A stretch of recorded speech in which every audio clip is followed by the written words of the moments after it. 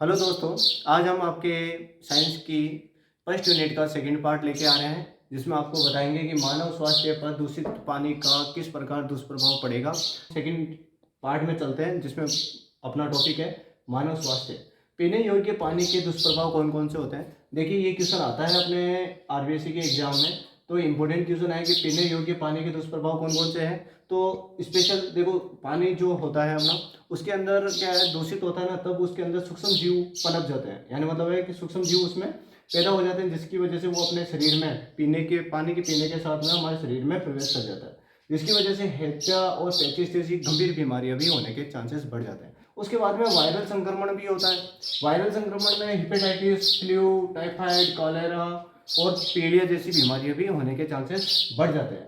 तीसरा होता है कि राजस्थान में क्या होता है कि राजस्थान में पानी की बहुत ज़्यादा कमी है। तो उसी कमी के कारण हमारे राजस्थान में बीकानेर जैसे, जैसलमेर जैसे एरिया में वहाँ नारू रोग बहुत ज़्यादा हो रहा है।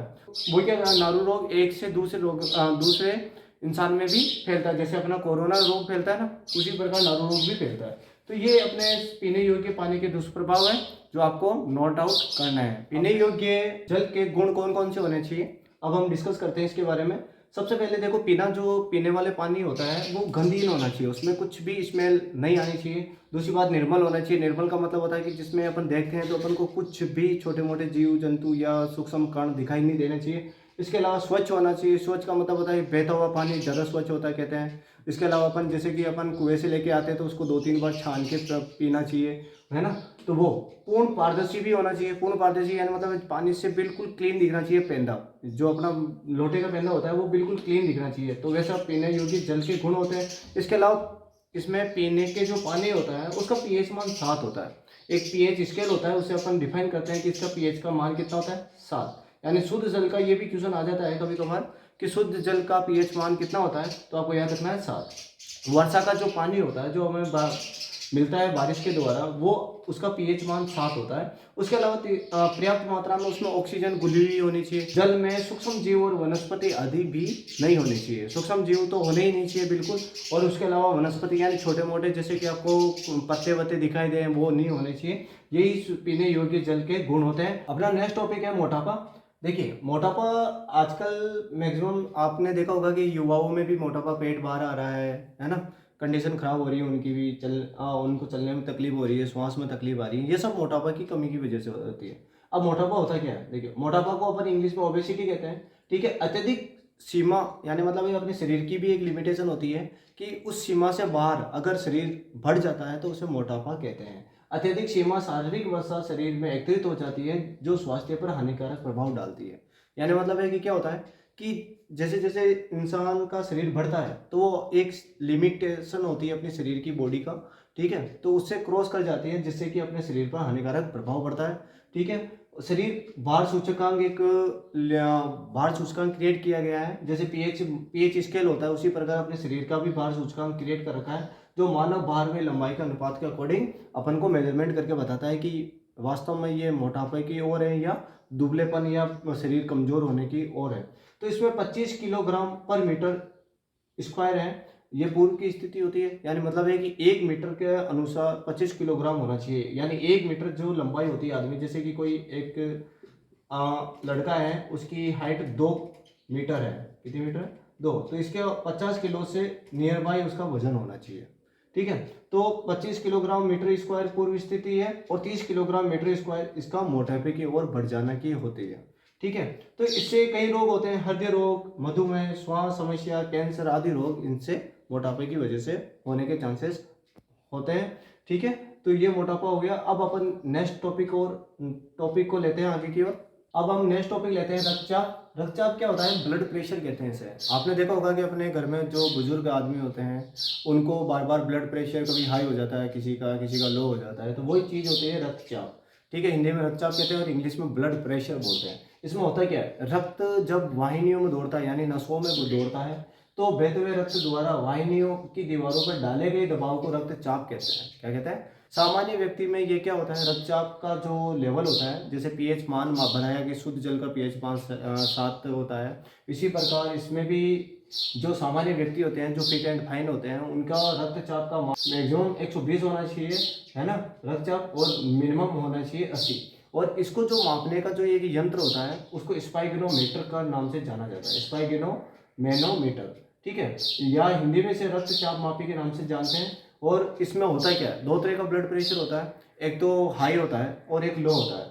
जब लो होता है तो इसमें क्या होता है, धमनियां और नसों में निम्न प्रवाह होता है, यानी खून का जब प्रवाह कम हो जाता है अपने शरीर में, ठीक है, धमनियों में या नसों में, तो इससे क्या होता है, निम्न रक्तचाप बढ़ जाता है, जिसे अपन कहते हैं लो ब्लड प्रेशर, ठीक है। तो इसकी वजह से हृदय में सांस लेने की प्रॉब्लम आती है, मस्तिष्क में चक्कर आने की संभावना बढ़ जाती है। और उच्च रक्तचाप क्या होता है, उच्च रक्तचाप में धमनियों पर अधिक दबाव बढ़ता है, यानी प्रेशर जब बढ़ जाता है ज़्यादा, यानी खून ज़्यादा प्रवाह होने लग जाता है अपने शरीर में, तो इसकी वजह से हाई ब्लड प्रेशर हो जाता है। और इसमें जैसे कहते हैं बीपी हाई हो गई और इसमें बीपी लो हो गई, तो ये बीपी लो है और ये बीपी हाई है।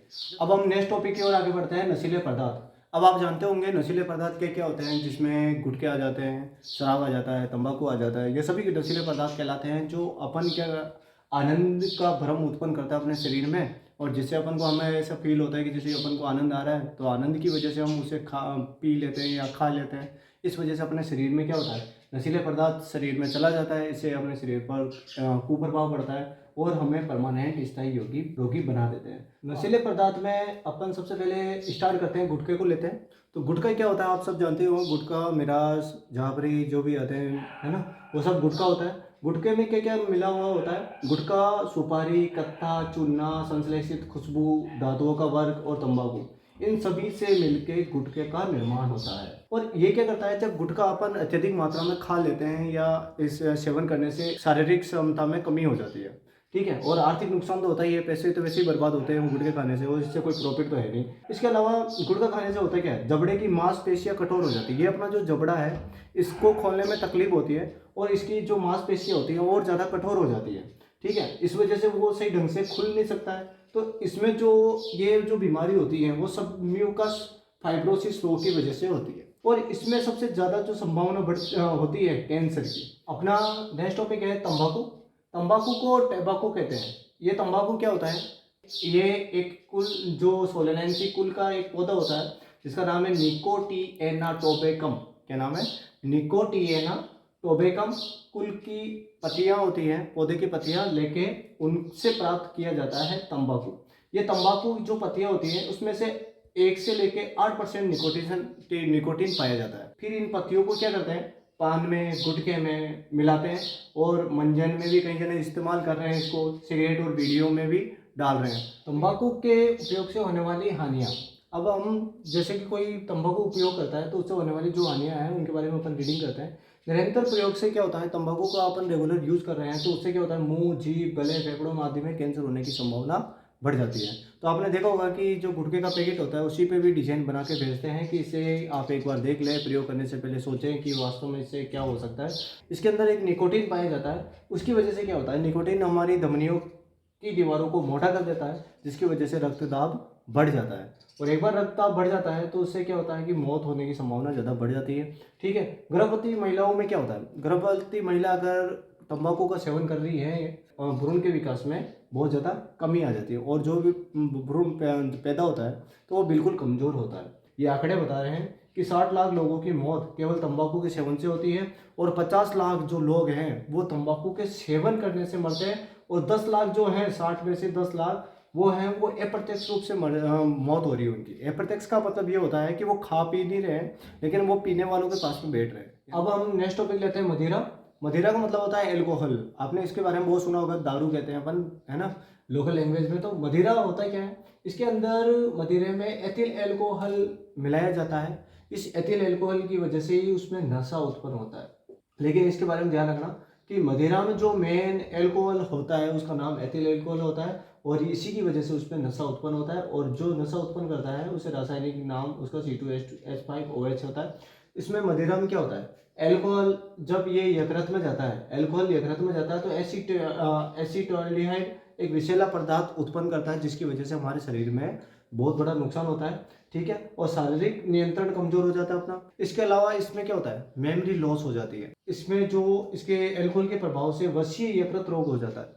यकृत जो होता है वो काम करना बंद कर देता है, ठीक है। इसके अलावा आप ये भी पता है हमें कि भाई दारू पीने से आर्थिक स्थिति कमजोर हो जाती है, ठीक है। इसके अलावा सामाजिक प्रतिष्ठा पे भी ठेस पहुंचती है। अफीम के बारे में पढ़ते हैं। अफीम क्या होता है, अफीम एक तरह का पौधा होता है। अफीम एक पौधा होता है, उसके ऊपर एक फल लगता है, उस फल से दूध निकलता है। उस दूध को क्या करते हैं, सुखाते हैं। सुखाने के बाद में अफीम बनता है, ठीक है। और ये जो इसमें 30 प्रकार के एल्कोलाइड पाए जाते हैं।